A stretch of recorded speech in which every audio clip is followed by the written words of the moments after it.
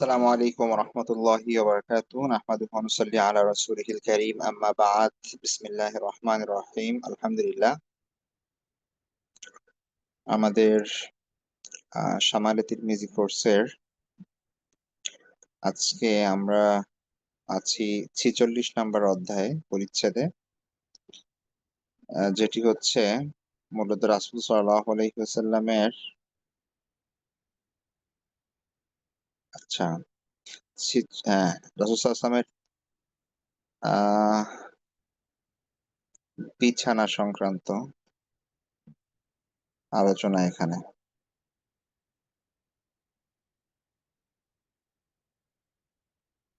একটু একটা মিনিট একটু অপেক্ষা করেন। আমার এখানে মোবাইলে জয়েন করতে হয়েছে। ইন্টারনেট নেই এই কারণে।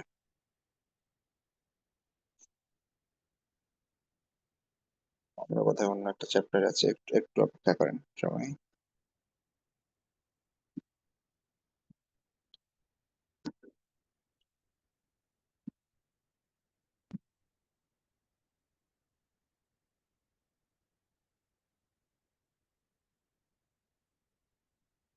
আচ্ছা, ঠিক আছে।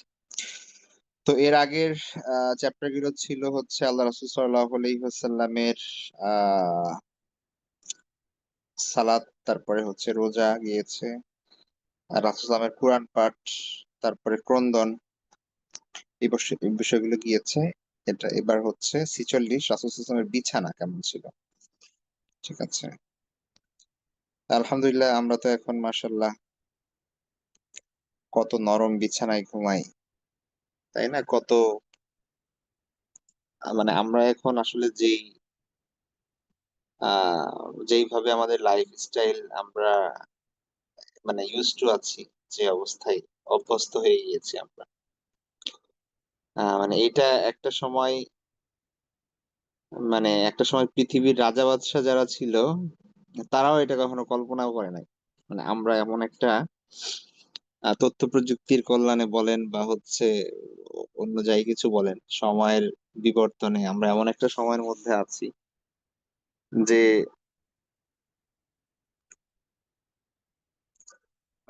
যে মানে এই লাইফস্টাইল বা এমন আরাম, এমন জাঁকজমকপূর্ণ, ঠিক আছে? খুব সাধারণ মানুষ এখন যেটা ভোগ করে, সেইটা একটা সময়ের রাজা বাদশারাও সেটা কখনো কল্পনা করে নাই। তাদের জন্য এটা অসম্ভব ছিল। আপনার মাথার উপর এখন ফ্যান ঘুরছে, আপনার বাসা ঠান্ডা করার জন্য এসি আছে। এটা এটা আগের দিনের ধরেন মানে রাজা বাদশাদের টাকা পয়সার অভাব ছিল না, কিন্তু এই জিনিসগুলো তো ছিল না, তাই না? আবার ধরেন আপনার বিছানা এখন যে নরম, ঠিক আছে? যে ম্যাট্রেস দিয়ে আপনি ঘুমাচ্ছেন, এটা কল্পনাও করা যায় না একটা সময়।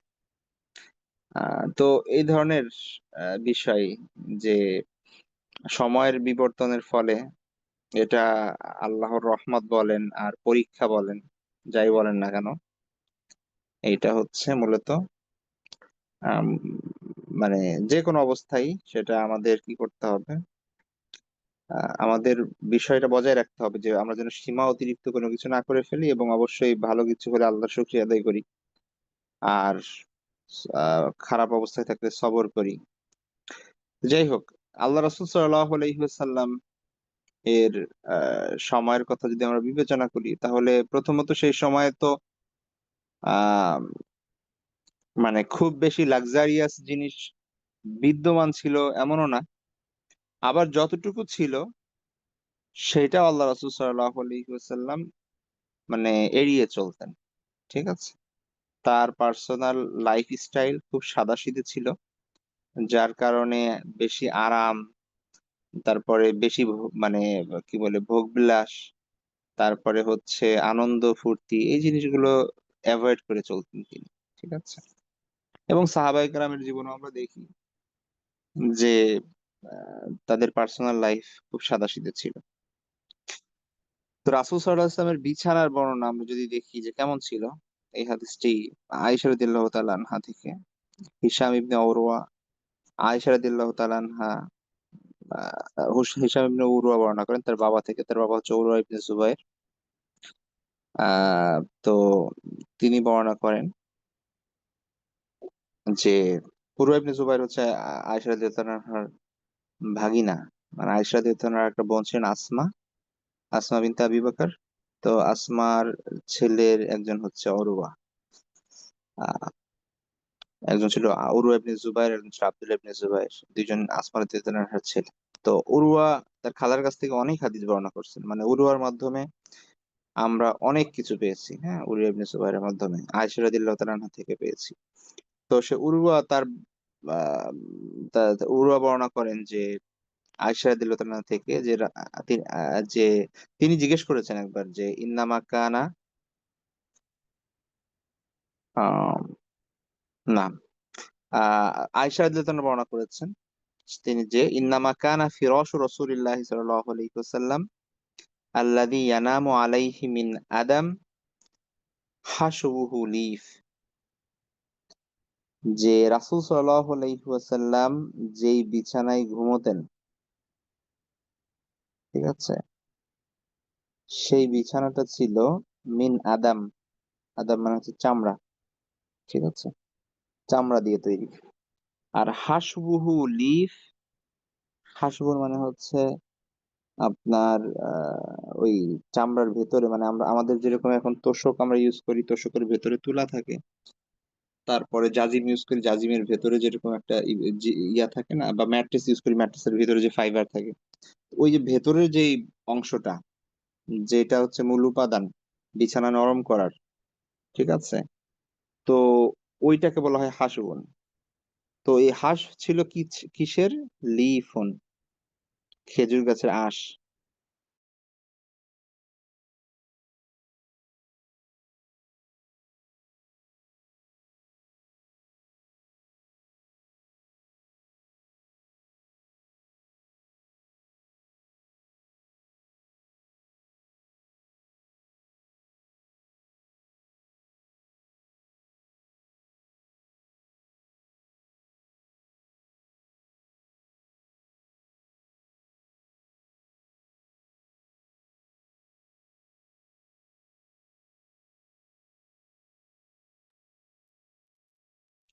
আমার কথা কি শোনা যাচ্ছে? একটু চ্যাট বক্সে জানাবেন সবাই।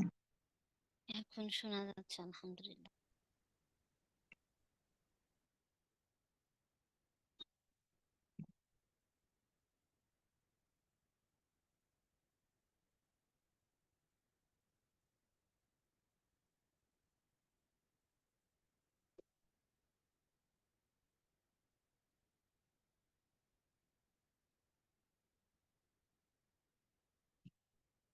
আচ্ছা, জি, যেটা বলছিলাম যে আহ চামড়া, মানে চামড়ার ইসের চামড়ার কাভারের ভেতর আপনার খেজুরের আঁশের পুর, ঠিক আছে, এটা ছিল রাসূলুল্লাহ সাল্লাল্লাহু আলাইহি ওয়াসাল্লামের বিছানা, আয়েশা রাদিয়াল্লাহু তাআলার ঘরে। তো চামড়া বলতে আমরা যেটা বুঝি যে চামড়া মানে ওয়াও লাক্সারিয়াস কোনো বিষয়, হ্যাঁ, মানে অনেক দামি প্রোডাক্ট, আহ অনেক সুন্দর ফিনিশিং দেওয়া, আমরা এখন যে চামড়া দেখি এটা তো মেশিং এর মাধ্যমে আহ আপনার এই জিনিসগুলো করা হয়। সেই সময় তো আর এই জিনিসগুলো ছিল না। সেই সময় চামড়া বলতে কি একটু বোঝার চেষ্টা করি। সেই সময় চামড়া বলতে আপনার আহ ধরেন একটা উট জবাই দেওয়া হয়েছে, বা হচ্ছে অন্য কোনো পশু জবাই দেওয়া হয়েছে, তারপরে নিজেরা সেই চামড়াটা ছাড়িয়ে রোদ্রে শুকানো হয়েছে, তারপরে শুকিয়ে যাওয়ার পরে যে অবস্থাটা হয়, ওইটাকেই জাস্ট আপনার রশি দিয়ে বেঁধে বা সেলাই করে, ঠিক আছে, সেটার ভেতর পাতা টাতা দিয়ে বা হচ্ছে খেজুরের আঁশ টাশ দিয়ে আপনার কি বানানো হচ্ছে, একটা গদি বানানো হচ্ছে বা একটা বিছানা বানানো হচ্ছে, ঠিক আছে। এই হচ্ছে চামড়া। চামড়া বলতে আমরা আবার মনে করবো না যে এখনকার মতো মানে লাক্সারিয়াস চামড়া একটা প্রোডাক্ট, এরকম কিছু না, ঠিক আছে। চামড়া সেই সময় সব ক্ষেত্রে ব্যবহৃত, মানুষের আহ মানে পানি রাখার জন্য যে মস্ক থাকতো সেটাও চামড়ার থাকতো, উটের পিঠে বসার জন্য যে গদি থাকতো সেটাও চামড়ার থাকতো। ওইটা ওইটা খুব বেশি অ্যাভেলেবল ছিল, ঠিক আছে। তো মানুষ এই এই এই জিনিসগুলো ব্যবহার করতো। তো আমরা দস্তরখান ইউজ করতো, সেটাও চামড়া, মানে চামড়ার উপর একটা একটা টুকরি চামড়ার সেটা রেখে তার উপর খাবার খেত আর কি, ঠিক আছে, রুটি টুটি রেখে খেত। তো এরকম ছিল আর কি। তো রাসূল সাল্লাল্লাহু আলাইহি ওয়াসাল্লাম যে বিছানায় শুইতেন সেটা ছিল চামড়া দিয়ে তৈরি এবং তার ভেতরে ছিল খেজুরের আঁশ। ঠিক আছে, এটা এটা আয়েশা রাদিয়াল্লাহু তাআলার বর্ণনা, সহিহ বুখারী মুসলিম সহ অন্যান্য জায়গায় আছে। তারপরে যদি, আচ্ছা, এই সংক্রান্ত আরেকটা হাদিস আছে। সেটা হচ্ছে যে আপনার,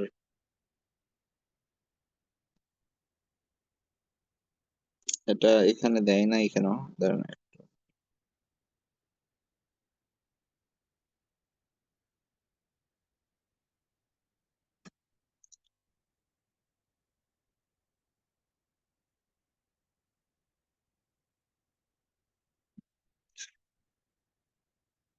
আচ্ছা, যাক, ওইটা আচ্ছা আপনারা হয়তো বইতে পাবেন।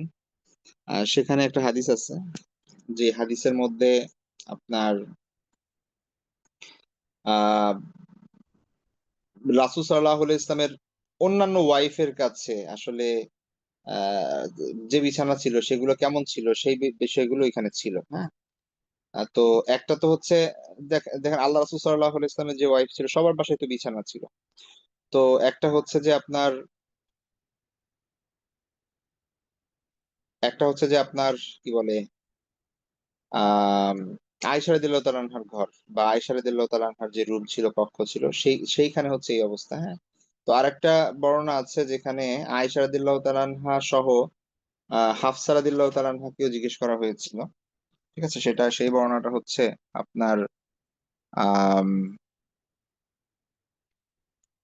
অন্য হাদিসের মধ্যে এসেছে। এখানে থাকার কথা ছিল কিন্তু আমি এই ওয়েবসাইটে বোধহয় দেয়নি। আচ্ছা, যাক, সেটা আপনারা বইতে পাবেন। সেখানে ছিল যে হাফসা রাদিয়াল্লাহু তাআলা আনহাকে জিজ্ঞেস করা হলো যে মা কানা ফি রাসূলুল্লাহ সাল্লাল্লাহু আলাইহি ওয়াসাল্লাম ফি বাইতিক, আপনার ঘরে আল্লাহ রাসূল সাল্লাল্লাহু আলাইহি ওয়াসাল্লামের যে বিছানা ছিল সেটা কেমন ছিল। তো তখন তিনি বললেন যে আহ যে এটা ছিল একটা মিসহান। ঠিক আছে, মিসহান মানে হচ্ছে চট, আমরা যে চট ইউজ করি। ঠিক আছে, তো সেই সময় তো আসলে আমরা তো এখন যে চট বলতে আমরা বুঝি যে পাটের অথবা অন্য কোনো ইসের প্লাস্টিক জাতীয় কোনো কিছু দিয়ে তৈরি করা হয় যে, ঠিক আছে, বিভিন্ন দিয়ে তৈরি করা হয়। তো এটা হচ্ছে চট বলতে বোঝানো হয় মূলত মাদুর টাইপের।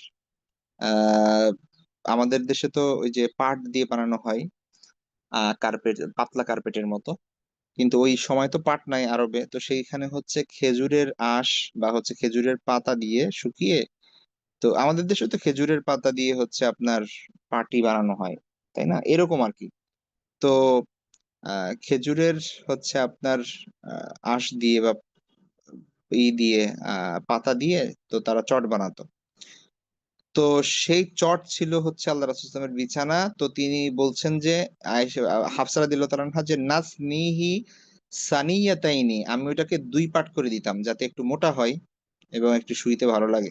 ঠিক আছে, তো সেটাই হচ্ছে আল্লাহ রাসূল সাল্লাল্লাহু আলাইহি ওয়াসাল্লাম শুইতেন। তো এক এক ঘটনা আছে যে একবার এক রাতে আয়েশা, হাফসা রাদিয়াল্লাহু তাআলা ভাবছেন, ইস, যদি আমি এটাকে আরেকটু মোটা করতে পারতাম তাইলে আল্লাহ রাসূল সাল্লাল্লাহু আলাইহি ওয়াসাল্লাম হয়তো বা আরেকটু আরাম পেতেন বা ঘুমাইতে তার ভালো হইতো। তো এই কারণে তিনি করলেন কি, একদিন হচ্ছে আল্লাহ রাসূল সাল্লাল্লাহু আলাইহি ওয়াসাল্লাম ঘুমাইতে আসলেন এবং তিনি মানে একটা বড় চট সেটাকে সাধারণত দুই পাট করে, মানে ডাবল করে বিছিয়ে তারপর হচ্ছে আল্লাহ রাসূল সাল্লাল্লাহু আলাইহি ওয়াসাল্লামকে ঘুমাতে দিতেন। আর ওই দিন তিনি চার পাট করলেন আর কি। মানে হচ্ছে একবার ভাঁজ দিয়ে তারপরে আবার ভাঁজ দিলেন যাতে করে এটা একটু মোটা হয় আর কি, হ্যাঁ, একটু আরামদায়ক হয়। তো তারপরে আল্লাহ রাসূল সাল্লাল্লাহু আলাইহি ওয়াসাল্লাম সেখানে শুইলেন এবং তারপরে সকালে উঠে জিজ্ঞেস করলেন যে তুমি আজকে কি বিছানা বিছাইছো। ঠিক আছে, তো তখন আল্লাহ রাসূল সাল্লাল্লাহু আলাইহি ওয়াসাল্লামকে তিনি বললেন যে আমি একটু এটা মোটা করে দিয়েছি, আর একটা পার্ট মানে ডাবল করে দিয়ে, যাতে করে এটা একটু আরামদায়ক হয় আপনার জন্য। তো তখন আল্লাহ রাসূল সাল্লাল্লাহু আলাইহি ওয়াসাল্লাম বলছেন যে না, আগে যেরকম ছিল সেটাই করো, কারণ বেশি আরাম করতে গেলে তারপরে কি হয়ে যাবে, রাতে সালাতে আমার ডিস্টার্ব হবে। ঠিক আছে, অর্থাৎ আরামদায়ক বিছানা হলে ঘুম বেশি মজার হবে। আর হচ্ছে তখন কি হবে, সালাতের জন্য ওঠা, রাতে নামাজের জন্য ওঠা কষ্টকর হবে। বিছানা যত আরামদায়ক হবে তাহাজ্জুদ তত মুশকিল হবে আর কি। তো এই জন্য আল্লাহ রাসূল সাল্লাল্লাহু আলাইহি ওয়াসাল্লাম আগের মতো আবার ওই দুই পাট দিয়ে শুইতেন। ঠিক আছে, ওইটা নিষেধ করেছেন হাফসা রাদিয়াল্লাহু তাআলা আনহাকে। তো এই হচ্ছে আল্লাহ রাসূল সাল্লাল্লাহু আলাইহি ওয়াসাল্লামের সাদাসিধে জীবন, এবং আপনার কতটা মানে সহজ জীবন এবং সাদাসিধে জীবন, অথচ তিনি চাইলে কতই না কি করতে পারতেন, আরাম করতে পারতেন। এর মানে এই না যে মানে আরামদায়ক বিছানা বা এই জিনিসগুলো মানে জায়েজ নাই বা এরকম কিছু না, ঠিক আছে? হাদিসের মধ্যে আছে এই জিনিসগুলো, যেই জিনিসগুলো আছে, ঘর প্রশস্ত থাকা, আরামদায়ক বিছানা, তাই না? তারপরে বাহন থাকা, এই জিনিসগুলো আল্লাহর নেয়ামত, ঠিক আছে? তো অবশ্যই মানুষ যদি আল্লাহর নিয়ামত পায় সেগুলো ইউজ করবে হালাল পন্থায়, হালাল পন্থায় উপার্জন করবে এবং আল্লাহর শুকরিয়া আদায় করবে, সেটা অবশ্যই করবে। বাকি আল্লাহ রাসূল সাল্লাল্লাহু আলাইহি ওয়াসাল্লাম তার ব্যক্তিগত জীবনে খুব বেশি একটা চাকচিক্য, আরামদায়ক বিষয়গুলো পছন্দ করতেন না।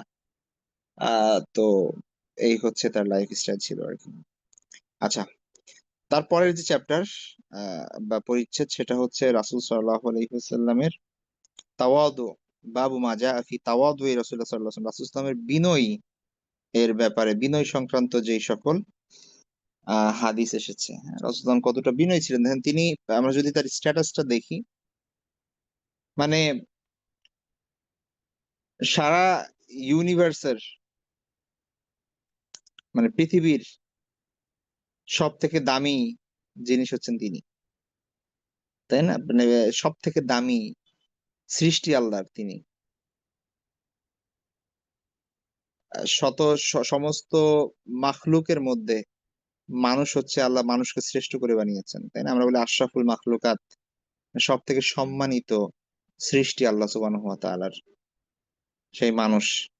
মানুষদের মধ্যে সর্বশ্রেষ্ঠ মানুষরা হচ্ছে আল্লাহর নবী যারা, যাদেরকে আল্লাহ সুবহানাহু ওয়া তাআলা চুজ করেছেন অন্য মানুষদের হেদায়েতের জন্য। আর এই সমস্ত নবীদের সর্দার যিনি, সাইয়্যিদুল মুরসালিন, তিনি হচ্ছেন আমাদের প্রিয় নবী সাল্লাল্লাহু আলাইহি ওয়াসাল্লাম।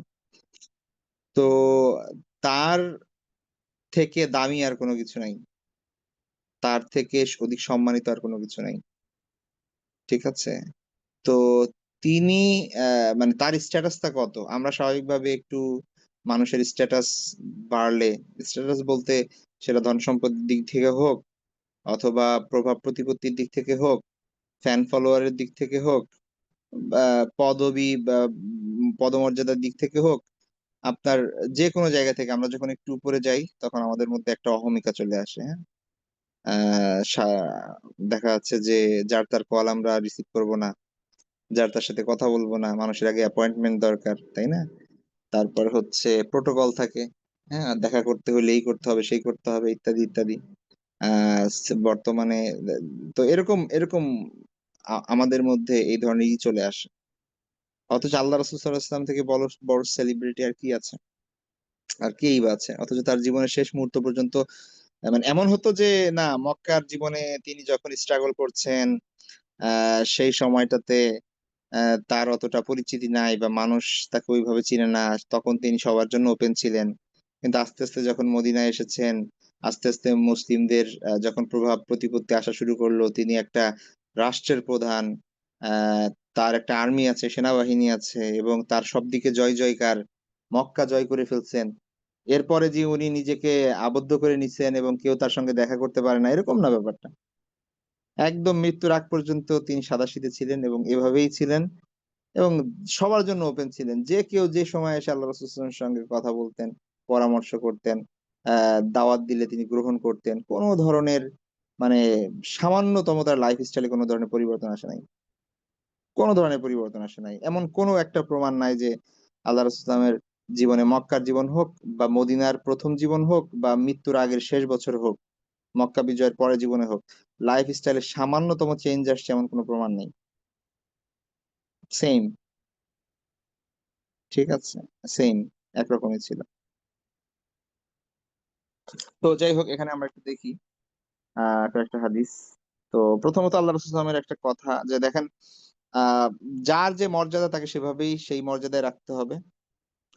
প্লাস হচ্ছে আ কোনো মানুষকে মানে আতিশয্যে, আবেগের বশবর্তী হয়ে, ঠিক আছে? তার সম্মানের থেকে উচ্চে নিয়ে যাওয়া, এটাও তার জন্য এক ধরনের অসম্মান। ঠিক আছে?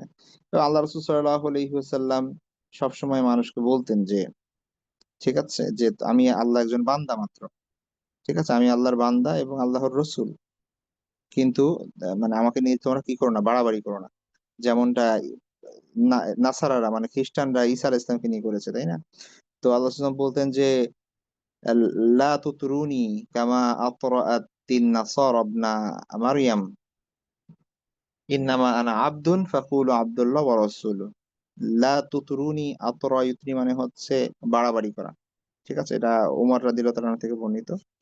তো রাসূল সাল্লাল্লাহু আলাইহি ওয়াসাল্লাম বলেন যে তোমরা আমার সম্পর্কে বাড়াবাড়ি করো না। ঠিক আছে? লা তুতরুনি কামা আতরাতিন নাসারা, যেমনি ভাবে নাসারারা খ্রিস্টানরা বাড়াবাড়ি করেছে ইবনে মারিয়াম মানে ঈসা ইবনে মারিয়াম আহ ঈসা আলাইহিস সালামকে নিয়ে। ইন্নামা আনা আবদুন, আমি কেবলমাত্র একজন বান্দা। সুতরাং তোমরা যদি বলতে চাও তাহলে বলো আব্দুল্লাহ ওয়া রাসূলুহু, যে আল্লাহর বান্দা এবং তার রাসূল। ঠিক আছে? তো আল্লাহ রাসূল সাল্লাল্লাহু আলাইহি ওয়াসাল্লাম কোন ধরনের রাজকীয় কোনো পদবি গ্রহণ করেন নাই। তাই না? আমরা দেখি বিভিন্ন ইতিহাসে যে কেউ রাজত্ব পেলে বা হচ্ছে রাজত্ব গ্রহণ করলে বিভিন্ন ধরনের উপাধি গ্রহণ করত। ঠিক আছে? তো বিভিন্ন ধরনের রাজকীয় উপাধি গ্রহণ করা, এটা এটা রীতি ছিল সেই সময় বিভিন্ন ধরনের। ঠিক আছে? আল্লাহ ইসলাম কোন ধরনের রাজকীয় উপাধি গ্রহণ করেন না তার লাইফের শেষ পর্যন্ত, তাই না? এখনো তো মানে বিভিন্ন প্রোটোকল আছে। আপনি সম্বোধন করতে হলে, ধরেন একজন রাজা, তাকে সম্বোধন করতে হলে কি করতে হবে? হিজ ম্যাজেস্টি, তাই না? রানী এলিজাবেথকে বলা হতো হার ম্যাজেস্টি। এখন তার ছেলে, তাকে বলা হচ্ছে হিজ ম্যাজেস্টি। তারপরে হচ্ছে আপনার প্রধানমন্ত্রী, তারপরে মন্ত্রী, এইভাবে তাদেরকে কিন্তু আপনার ইয়ে আছে। ঠিক আছে? বিভিন্ন ধরনের প্রোটোকল আছে। হিজ হাইনেস, হিজ এক্সিলেন্স, এ ধরনের কিন্তু শব্দ ইউজ করা হয় এখন পর্যন্ত। ঠিক আছে? তো আদালতে বিচারকদের সামনে প্রোটোকল আছে, সেখানে মাই লর্ড, তারপর হচ্ছে বিভিন্ন ধরনের শব্দ ইউজ করা হয় সম্মানসূচক। তারপর হচ্ছে আপনার আগের দিনে রাজা বাদশারা বিভিন্ন ধরনের নাম গ্রহণ করতো। তারপর সুলতানুল আজিম, হ্যাঁ, মহান বাদশাহ, অমুক টমক ইত্যাদি ইত্যাদি। ঠিক আছে? তারপরে আহ, এই ধরনের আমরা দেখি সব সব সময়, কিন্তু আল্লাহ রাসূল সাল্লাল্লাহু আলাইহি ওয়াসাল্লাম তার জীবনে কোনো ধরনের কোনো মানে নাম, এই ধরনের কোনো কিছু গ্রহণ করেন নাই, কোনো লকব গ্রহণ করেন নাই। তিনি বলতেন যে আমি আব্দুল্লাহ ওয়া রাসূলুহু। মানুষ তাকে এসে তো বলতো ইয়া রাসূলুল্লাহ, ব্যাস এইটুকুই। ঠিক আছে? ইয়া রাসূলুল্লাহ, হে আল্লাহ রাসূল। আর এমনকি মানে মানে ওই ইয়া আপনার বেদুইনরা মাঝে মাঝে এসে বলতো ইয়া মোহাম্মদ, মানে ডিরেক্ট নাম ধরেই বলতো। আল্লাহ রাসূল কখনো রাগ করেন নাই। ঠিক আছে? অন্য সাহাবীরা হয়তো একটু করছেন যে নাম ধরে ডাকতেছে কেন ইত্যাদি, তার বেশি সম্মান করতে, কারণ আল্লাহ রাসূল কখনোই কখনো এটার কোনো প্রতিক্রিয়া দেখান নাই। হ্যাঁ, নাম ধরে ডাকুক, সমস্যা কি? ঠিক আছে? তো এরকম হয়েছে আর কি। তো যাই হোক, তো আল্লাহ রাসূল সাল্লাল্লাহু আলাইহি ওয়াসাল্লাম বলেছেন যে লা তাতরুনি কামা আতরাতিন নাসারা ইবনা মারিয়াম, মারিয়ামের ছেলে অর্থাৎ ঈসা আলাইহিস সালামকে নিয়ে নাসারারা যেরকম বাড়াবাড়ি করেছে, তোমরা আমাকে নিয়ে কি করো না, এরকম বাড়াবাড়ি করো না। কেননা ইন্নামা আনা আব্দুন, আমি তো একজন বান্দা মাত্র। ফাকুলু আব্দুল্লাহ ওয়া রাসূলুহু, তোমরা বলো আল্লাহর বান্দা এবং তার রাসূল। হ্যাঁ, ঈসা আলাইহিস সালামকে অতিরিক্ত বেশি সম্মান দিতে গেলে, মর্যাদা দিতে গেলে তাকে আল্লাহর ছেলে, আল্লাহর পুত্র অথবা স্বয়ং আল্লাহ বানিয়ে ফেলছে, নাউযুবিল্লাহ। তারপরের হাদিস হচ্ছে আনাস ইবনে মালিক রাদিয়াল্লাহু তাআলা আনহু থেকে। তিনি বলেন যে কানা নবী সাল্লাল্লাহু আলাইহি ওয়াসাল্লাম ইউদা ইলাল খুবজি শাঈর ওয়াল ইহালাতিস সানিখা ফায়ুজিবু, যে আল্লাহ রাসূল সাল্লাল্লাহু আলাইহি ওয়াসাল্লামকে কেউ যদি শুধু রুটি আর মানে কয়েক দিনের বাসি চর্বি খেতে ডাকতো, ঠিক আছে, তারপরে তিনি সাড়া দিতেন। মানে যে কেউ, মানে এমন না যে হয় না অনেক সময় আমরা যে ও ভালো একটা জায়গা থেকে দাওয়াত আসছে, আমরা সেটা অ্যাকসেপ্ট করি, কিন্তু একজন গরিব মানুষ দাওয়াত দিছে বা হচ্ছে জানি যে এখানে অতটা ইয়া নাই, ঠিক আছে, এখানে গেলে আমি হয়তো বা ভালো কিছু পাবো না, তো তখন দেখা যাচ্ছে আমরা ওইটাকে অ্যাকসেপ্ট করতে চাই না। আল্লাহ রাসূল সাল্লাল্লাহু আলাইহি ওয়াসাল্লামের স্ট্যাটাস এই হওয়া সত্ত্বেও, মানে সেই মদিনা স্টেটের প্রধান হওয়া সত্ত্বেও, ঠিক আছে, তিনি যে কেউ যদি তাকে কোনো দাওয়াত দিতেন তাহলে তিনি সেটা গ্রহণ করতেন, এমনকি সেটা যদি মানে মানে কি বলে জবের রুটি আর হচ্ছে বাসি তরকারি হতো তারপরেও, ঠিক আছে, সেটাই বলছেন এখানে। ওয়ালাকাদ কানা লাহু দিরউন ইনদা ইয়াহুদিয়্যিন, একজন ইয়াহুদির কাছে আল্লাহ রাসূল সাল্লাল্লাহু আলাইহি ওয়াসাল্লামের একটা বর্ম ছিল, বন্ধকে। আল্লাহ রাসূল সাল্লাল্লাহু আলাইহি ওয়াসাল্লাম কিছু টাকা ধার নিয়েছিলেন তার কাছ থেকে। তো ইহুদিরা তো আর এমনি টাকা ধার দিবে না, সে আল্লাহ রাসূল সাল্লাল্লাহু আলাইহি ওয়াসাল্লামের বর্ম বন্ধক রেখেছিল তার কাছে, ঠিক আছে, যে আল্লাহ রাসূল সাল্লাল্লাহু আলাইহি ওয়াসাল্লাম টাকা দিয়ে ওটা ছাড়িয়ে আনবেন। কিন্তু মা ওয়াজাদা মা ইয়াফুকুহু ইয়াফুকুহা হাত্তা মাত, মৃত্যু পর্যন্ত আল্লাহ রাসূল সাল্লাল্লাহু আলাইহি ওয়াসাল্লাম সেই বর্ম যে ছাড়িয়ে আনবেন টাকা দিয়ে, তার হাতেই পয়সা ছিল না, ঠিক আছে। এমন না যে তিনি পারতেন না, মানে তিনি এর থেকে আরো বেটার কাজ ইউজ করছেন, ঠিক আছে। অর্থাৎ তার কাছে টাকা পয়সা আসছে, তিনি সেটা মানুষকে দিয়ে দিচ্ছেন, এই হাতে আসছে এই হাতে দিয়ে দিচ্ছেন, ব্যাস, ঠিক আছে। সব সময় কোনো না কোনো, আর মানুষের যে কোনো প্রয়োজনে তার আল্লাহ রাসূল সাল্লাল্লাহু আলাইহি ওয়াসাল্লামের কাছে এসে বসে থাকতো। খাবার নাই কারো ঘরে, আল্লাহ রাসূলের কাছে চলে আসতো। কোনো দরকার, আল্লাহ রাসূলের কাছে চলে আসতো, ঠিক আছে। কোন একটা বাহন লাগবে, আল্লাহ রাসূলের কাছে চলে আসতো। আর ওনার সামর্থ্য থাকলে সেটা দিয়ে দিতেন। অথবা যদি তার কাছে কিছুই না থাকতো, তার বসে থাকতেন তারা। আল্লাহ রাসূল বলতেন যে অপেক্ষা করো, যখন কোনো হাদিয়া আসতো তখন দিয়ে দিতেন সাথে সাথে। নিজে কি খাবেন, নিজে কি করবেন, এটা কোনো চিন্তা করতেন না কখনো। তো তার একটা বা বর্ম, যুদ্ধের পোশাক, সেটা হচ্ছে আপনার বন্ধক ছিল ইহুদির কাছে, এবং সেইটা পর্যন্ত আল্লাহ রাসূল সাল্লাল্লাহু আলাইহি ওয়াসাল্লাম তার মৃত্যুর আগে সেটা সেটা তিনি ছাড়াতে পারেননি, ঠিক আছে। এই ছিল তার অবস্থা। তারপরে হাদিসটি হচ্ছে আনাস ইবনে মালিক রাদিয়াল্লাহু আনহু থেকে বর্ণিত। তিনি বলেন যে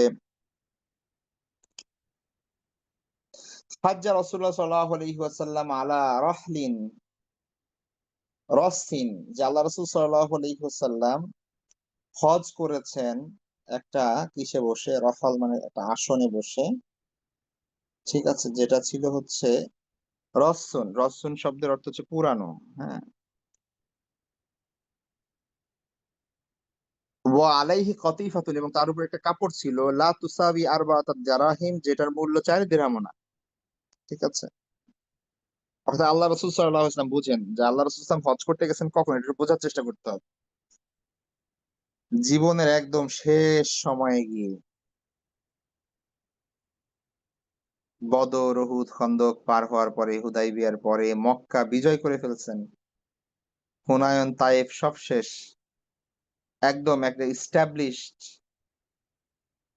তাই না? মানে মক্কা রাসূল সাল্লাল্লাহু আলাইহি ওয়াসাল্লামের আন্ডারে, তায়েফ রাসূল সাল্লাল্লাহু আলাইহি ওয়াসাল্লামের আন্ডারে, তারপরে হচ্ছে পুরা জাজিরাতুল আরবের ইয়ামেন আল্লাহ রাসূল সাল্লাল্লাহু আলাইহি ওয়াসাল্লামের অধীনে, বাহরাইন আল্লাহ রাসূল সাল্লাল্লাহু আলাইহি ওয়াসাল্লামের অধীনে, পুরা জাজিরাতুল আরবের সিংহভাগ আল্লাহ রাসূল সাল্লাল্লাহু আলাইহি ওয়াসাল্লামের অধীনে চলে আসছে। সকল আ এমনকি যারা ইসলাম গ্রহণ করেন নাই বা করেছেন, এরকম যত আরব গোত্র আছে সবাই এসে আল্লাহ রাসূল সাল্লাল্লাহু আলাইহি ওয়াসাল্লামের সাথে দেখা করেছেন এবং তার বশ্যতা স্বীকার করেছেন। ঠিক আছে? বিভিন্ন জায়গা থেকে হাদিয়া আসতেছে, যাকাতের সম্পদ আসতেছে, সাদাকা আসতেছে, তারপরে হচ্ছে বিভিন্ন ধরনের ইনকাম সোর্স, জিহাদ করে সেখান থেকে গনিমতের মাল আসতেছে, সবকিছু আসতেছে। তার মানে হচ্ছে একটা রাজা তার জীবনের সর্বোচ্চ পর্যায়ে সফলতার যে চূড়া, সেই চূড়ায় আল্লাহ রাসূল সাল্লাল্লাহু আলাইহি ওয়াসাল্লাম আরোহণ করছেন। আর সেই সময় তিনি হচ্ছেন হজ করতে যাচ্ছেন একদম শেষ বছর। তাই না? যে সময়টা ১০ম হিজরিতে।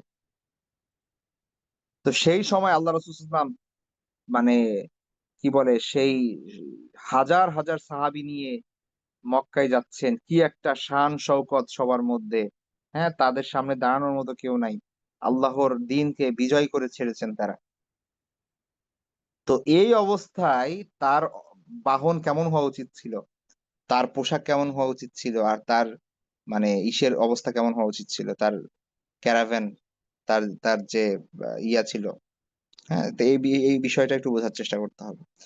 সেই অবস্থায় আল্লাহ রাসূল সাল্লাল্লাহু আলাইহি ওয়াসাল্লাম পুরানো একটা আপনার বাহনের উপর চড়েছিলেন, যেটার উপর একটা বা বসার ইয়া ছিল, কাপড় ছিল ওই আসনে, যেটার দাম ৪ দিরহাম ওনা। ঠিক আছে। এবং আল্লাহ রাসূল সাল্লাল্লাহু আলাইহি ওয়াসাল্লাম বলেছেন, আল্লাহুম্মা জাআলহু হাজ্জান লা রিয়া ফিহি ওয়ালা সুমা। হে আল্লাহ, এই হজকে কবুল করে নেন। আপনি এটাকে এমন একটা হজ বানান যেখানে কোনো লৌকিকতা থাকবে না, যেখানে কোনো মানে সুমা, রিয়া মানে হচ্ছে সুমা, রিয়া হচ্ছে যে মানুষকে দেখানো লৌকিকতা, আর সুমা মানে হচ্ছে মানে প্রচার, মানে আমরা যে এখন প্রচার করি বিভিন্ন জিনিস, হ্যাঁ, সেই সুমা মানে হচ্ছে সেটা আর কি। তো দুইটা মানেই লৌকিকতা।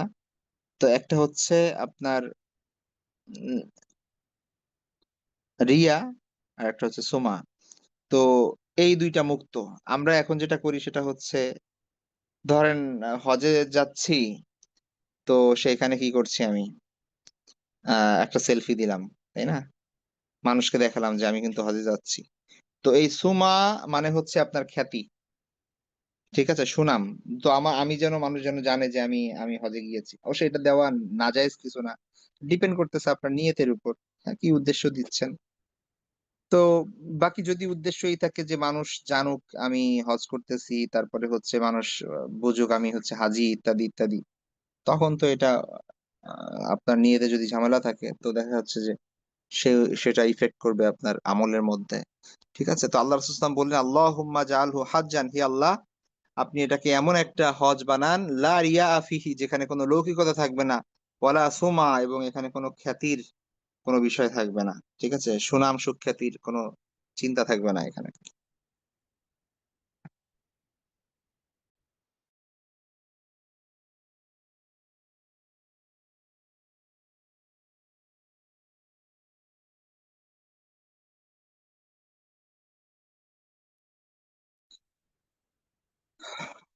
তারপরের হাদিসটি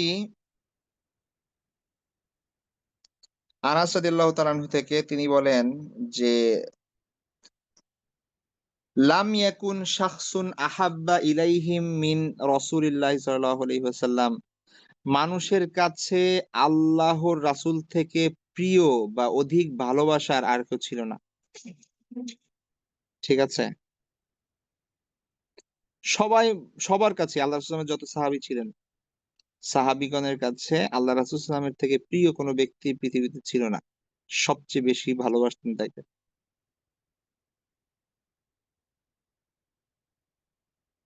তো ওয়াকানু ইযা রাআউহু লাম ইয়াকুমু লিমা ইয়ালামুনা মিন কারাহাতিহি লিযালিক। দেখেন, অথচ এটা হওয়া সত্ত্বেও যখন আল্লাহ রাসূল সাল্লাল্লাহু আলাইহি ওয়াসাল্লাম আসতেন বা প্রবেশ করতেন, ওই সেইখানে অবস্থানকারী কেউ দাঁড়াতো না। কারণ তারা জানতো যে আল্লাহ রাসূল সাল্লাল্লাহু আলাইহি ওয়াসাল্লাম এটা অপছন্দ করেন। অর্থাৎ আমরা এখন দেখি যে, ধরেন চিন্তা করা যায় যে, ধরেন আ আ কোর্টের মধ্যে কোর্টে যখন কি করছে, এজলাসে যখন হচ্ছে ধরেন জাজ প্রবেশ করছে, এটা নিয়মই, সবাই দাঁড়াবে সেখানে, তাই না? তারপর হচ্ছে ধরেন স্পিকার প্রবেশ করছে সংসদে, সবাই দাঁড়িয়ে সম্মান দেয়। তারপরে হচ্ছে আপনার আমি জানি না মন্ত্রিসভায় প্রধানমন্ত্রীকে সম্মান দেয় কিনা, দেওয়ার কথা। তারপর হচ্ছে মানে এখন তো আলাদা গার্ড অব অনার আছে বিভিন্ন, তাই না? সম্মানের বিভিন্ন সিম্বল। তারপর হচ্ছে আপনার আহ এমনকি শিক্ষকরা ক্লাসে ঢুকলে ছাত্ররা দাঁড়ায়। এই ধরনের বিভিন্ন রীতি-রেওয়াজ আছে। কিন্তু আল্লাহ রাসূল সাল্লাল্লাহু আলাইহি ওয়াসাল্লাম এটা নিষেধ করতেন, এটা পছন্দ করতেন না। ঠিক আছে? কেউ আসবে, তার সম্মানে দাঁড়ানো হবে। এটা উনার বিশেষ করে তার নিজের ক্ষেত্রে এটা পছন্দ করতেন না তিনি। ঠিক আছে? ওটা জায়েজ না নাজায়েজ বা কতটুকু কি সেটা আলাদা ব্যাপার। বাকি এটা উনি পছন্দ করতেন না যে উনার জন্যে অন্যরা দাঁড়াবে, এটা পছন্দ করতেন না। অথচ উনার কত সম্মান ছিল, সবাই কত ভালোবাসতেন উনাকে। তারপরেও উনি নিষেধ করতেন যে, "না, তোমরা দাঁড়িও না।" ঠিক আছে? তো এতটা সাদাসিধে জীবন তার ছিল। তিনি এইটুকু চান নাই যে কেউ তাকে দাঁড়িয়ে সম্মান করবে। ঠিক আছে? অথচ আমরা এখন দেখা যাচ্ছে যে যদি না দাঁড়াই, আমি যে জায়গায় গিয়েছি আমাকে দাঁড়াইলো না, তাইলে আমরা মনে করি যে আমাকে অসম্মান করা হয়েছে বোধহয়। ঠিক আছে? এটাই হচ্ছে অহংকারের নমুনা। তারপরে হাদিসটি হচ্ছে আপনার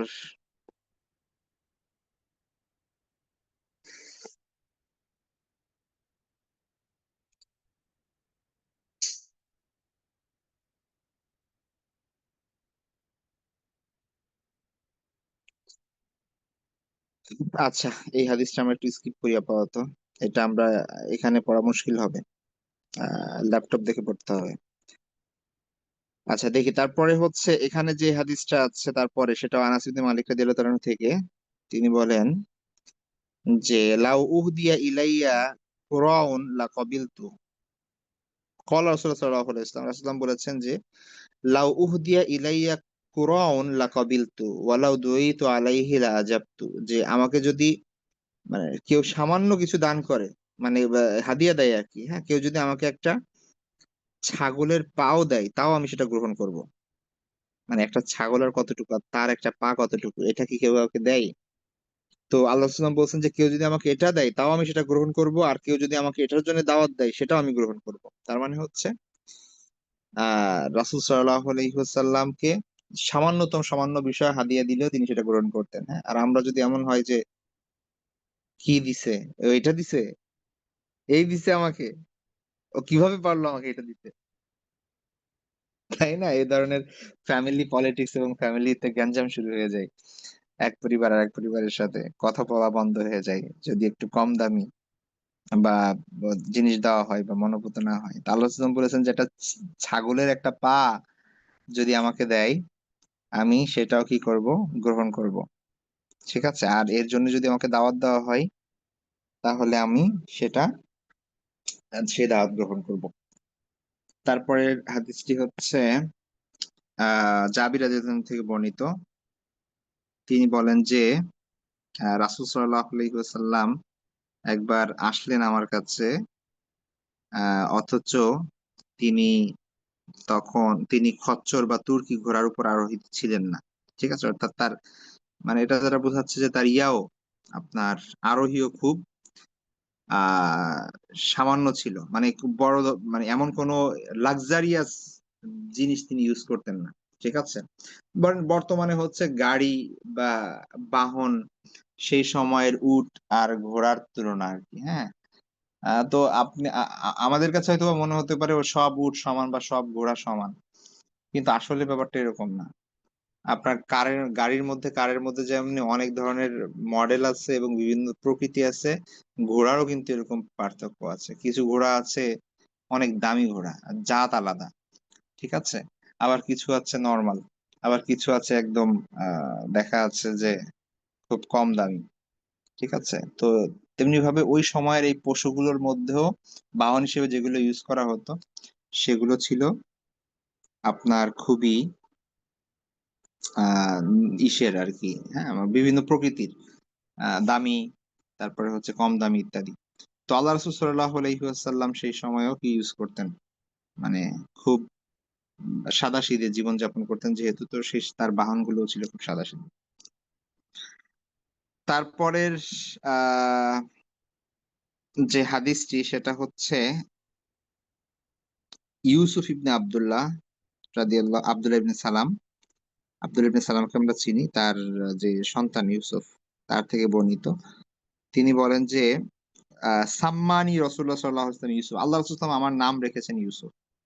ওয়া আকাদানি ফি হিজরিহি। আল্লাহ রাসূল সাল্লাল্লাহু তার কোলে আমাকে বসিয়েছেন। ওয়া মাসাহা আলা রাসিহি, এবং আমার মাথায় হাত বুলিয়ে দিয়েছেন। ঠিক আছে?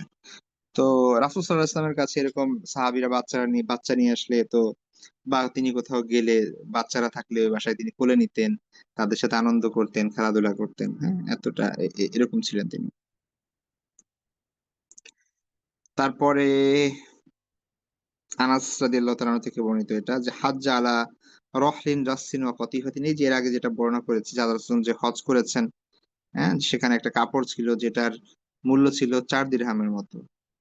ফালাম্মাস্তাওয়াত বিহি রাহিলাতুহু। আল্লাহ রাসূল যখন সেই বাহনে আরোহণ করলেন, তিনি বললেন লাব্বাইক বিহাজ্জাতিন লা সুমাতা ফিহা ওয়ালা রিয়াআ।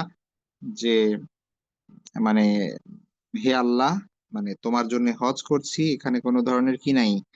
এখানে কোন ধরনের লৌকিকতা, কোন প্রচারণা, আ ঠিক আছে? কোন খ্যাতি বা য যশের চিন্তা এখানে নাই এই ইসের মধ্যে। তারপরের হাদিসটি হচ্ছে আ আনাস ইবনে মালিক থেকে, তিনি বলেন আন্না রজুলান খাইয়াতান দাআ রাসূলুল্লাহ সাল্লাল্লাহু আলাইহি ওয়াসাল্লাম। এক টেইলর, ঠিক আছে? দর্জি। আল্লাহ রাসূল সাল্লাল্লাহু আলাইহি ওয়াসাল্লামকে দাওয়াত দিলেন। ফাকাররাবা মিনহু সারিদান আলাইহি দুব্বা। আল্লাহ রাসূল সাল্লাল্লাহু আলাইহি ওয়াসাল্লামকে তিনি সারিদ দিলেন। সারিদ মানে হচ্ছে গোশতের তরকারিতে, মাংসের তরকারিতে রুটি ছিঁড়ে, ছিঁড়ে ভিজিয়ে রাখা। রুটিটা ভিজে গেলে তারপরে সেটা খাওয়া, সেটাকে সারিদ বলা হয়। তো তিনি আল্লাহ রাসূল সাল্লাল্লাহু আলাইহি ওয়াসাল্লামকে সারিদ দিছিলেন। মানে হচ্ছে মাংসের ঝোল, সেখানে সেখানে হচ্ছে আপনার রুটি ভেজানো। তো ওই সারিদের মধ্যে ছিল, লাউ ছিল। ফাকানা রাসূলুল্লাহ সাল্লাল্লাহু আলাইহি ওয়াসাল্লাম ইয়াকুযুদ দুব্বা। তিনি ওই লাউ খেতে লাগলেন, লাউ গ্রহণ করতে লাগলেন। হ্যাঁ? ওয়া কানা ইউহিব্বুদ দুব্বা, তিনি লাউ পছন্দ করতেন। তো পরবর্তীতে আনাস রাদিয়াল্লাহু যেটা করতেন সেটা হচ্ছে ফামা সুনিয়া লি তুআম আকদারু আলা আন ইউসনা ফিহি দুব্বা ইল্লা সুনিয়া। তো এরপর আনাস রাদিয়াল্লাহু মানে যেহেতু আল্লাহ রাসূল সাল্লাল্লাহু আলাইহি ওয়াসাল্লাম লাউ পছন্দ করতেন, তিনি ঐজন্য লাউ খেতেন এবং পছন্দ করতেন এবং এরপর থেকে মানে তিনি যখন জানতে পারলেন যে আল্লাহ রাসূল সাল্লাল্লাহু আলাইহি ওয়াসাল্লাম লাউ পছন্দ করেন, এরপর থেকে তার জন্য যেকোনো তরকারিতে যথাসম্ভব লাউ দেওয়া হতো, যদি সেটা সম্ভব হতো আরকি, যদি থাকতো লাউ। তারপরের যে হাদিসটি আছে সেটি হচ্ছে আপনার আয়েশা রাদিয়াল্লাহু তাআলা আনহা থেকে, যে কিলা লি আয়েশা, আয়েশা রাদিয়াল্লাহু জিজ্ঞেস করা হলো, মাযা কানা ইয়ামাল রাসূলুল্লাহ সাল্লাল্লাহু আলাইহি ওয়াসাল্লাম ফি বাইতি। আল্লাহ রাসূল সাল্লাল্লাহু আলাইহি ওয়াসাল্লাম তার ঘরে কি কাজ করতেন? মানে আল্লাহ রাসূল সাল্লাল্লাহু আলাইহি ওয়াসাল্লাম যখন নিজের ঘরে থাকতেন তখন কি করতেন? ঠিক আছে? ধরেন আল্লাহ রাসূল সাল্লাল্লাহু আলাইহি ওয়াসাল্লাম এখন ঘরে আছেন, তিনি কি করতেন তখন? তো আয়েশা রাদিয়াল্লাহু বলেন যে কানা বাশারাম মিনাল বাশার, তিনিও মানুষ ছিলেন অন্য মানুষের মতো। ইয়াফলি সাওবাহু, তিনি তার কাপড়ে উকুন খুঁজতেন। ওয়া ইয়াহলুবু শাতাহু, তারপরে হচ্ছে বকরির ছাগলের দুধ দোয়াতেন। ওয়া ইয়াখদুমু নাফসাহু, নিজের কাজ-বাজ করতেন। ঠিক আছে? এমন মানে আমাদের তো এই কথায় আসে না যে আল্লাহ রাসূল সাল্লাল্লাহু আলাইহি ওয়াসাল্লাম যখন নিজের বাসায় থাকতেন করতেনটা কি? তাই না? তো তিনি আমাদের মতোই স্বাভাবিকভাবে একটা মানুষের যেই প্রয়োজন সেই প্রয়োজনীয় কাজ-বাজ করতেন। এমনকি উকুন খুঁজতেন। তারপরে হচ্ছে আপনার দুধ দোয়াতেন, নিজের কাজ-বাজ করতেন। এসবই করতেন তিনি। ঠিক আছে, আজকে এ পর্যন্তই থাকবে। নেক্সট ক্লাসে ইনশাআল্লাহ তার পর থেকে আমরা আলোচনা করব। তো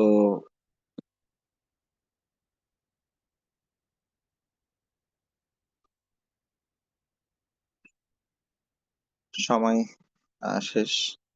আমরা ইনশাআল্লাহ নেক্সট ক্লাসে আ এরপর থেকে পড়বো ইনশাআল্লাহ। আর বাকি যে একটা হাদিস আছে, এই চ্যাপ্টার একটু মনে করাই দিন, নেক্সট ক্লাস ইনশাআল্লাহ সেটাও আমরা আলোচনা করব।